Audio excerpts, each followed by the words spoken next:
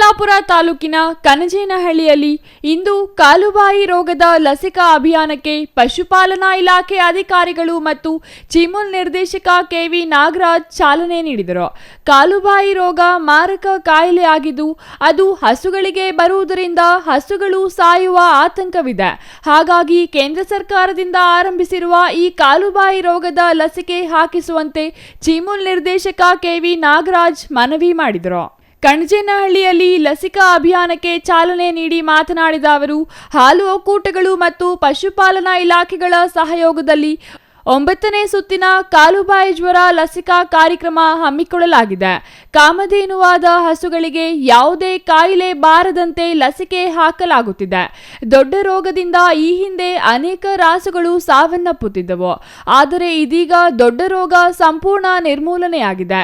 ಅದೇ ಮಾದರಿಯಲ್ಲಿ ಕಾಲುಬಾಯಿ ರೋಗ ನಿರ್ಮೂಲನೆಯಾಗಲು ಲಸಿಕೆಯನ್ನು ತಪ್ಪದೇ ಹಾಕಿಸುವಂತೆ ಮತ್ತು ಲಸಿಕೆ ಹಾಕುವುದರಿಂದ ಹಾಲು ಕಡಿಮೆಯಾಗುವುದಿಲ್ಲ. ಹೈನು ರೈತರು ಲಸಿಕೆ ಹಾಕಿಸಲು ಹೆಚ್ಚು ಆಸಕ್ತಿ ತೋರಬೇಕೆಂದು ಮನವಿ ಮಾಡಿದರು.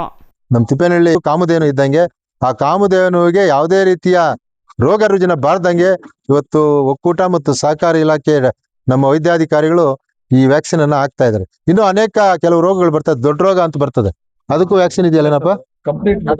ಮುಕ್ತ ಆಗ್ಬಿಡ್ತಾ ನೋಡಿ. ಹಂಗೆ ಮೊದಲು ದೊಡ್ಡ ರೋಗ ಅಂತ ಬಂದ್ರೆ ಅದು ಬಬ್ಬೆಗಳು ಬಂದ್ಬಿಡೋದು, ಮೈಯೆಲ್ಲ ಬಬ್ಬೆಗಳು ಬಂದು ಸತ್ತೇ ಹೋಗ್ಬಿಡೋದು.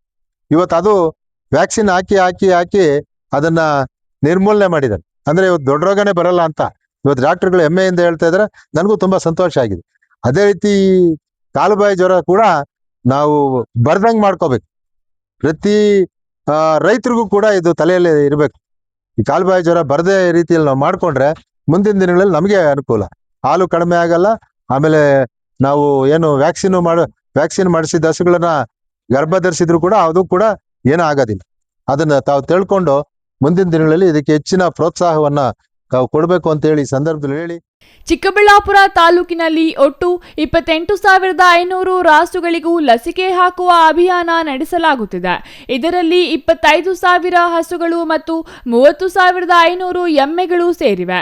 ಅದೇ ರೀತಿಯಲ್ಲಿ ಜಿಲ್ಲೆಯಲ್ಲಿ 1.8 ಲಕ್ಷ ರಾಸುಗಳಿದ್ದು ಎಲ್ಲಾ ರಾಸುಗಳಿಗೆ ಲಸಿಕೆ ಹಾಕುವ ಗುರಿ ಹೊಂದಲಾಗಿದೆ.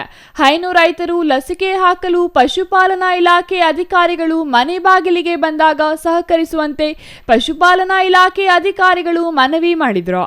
News bureau, CTV news, Chikkaballapur.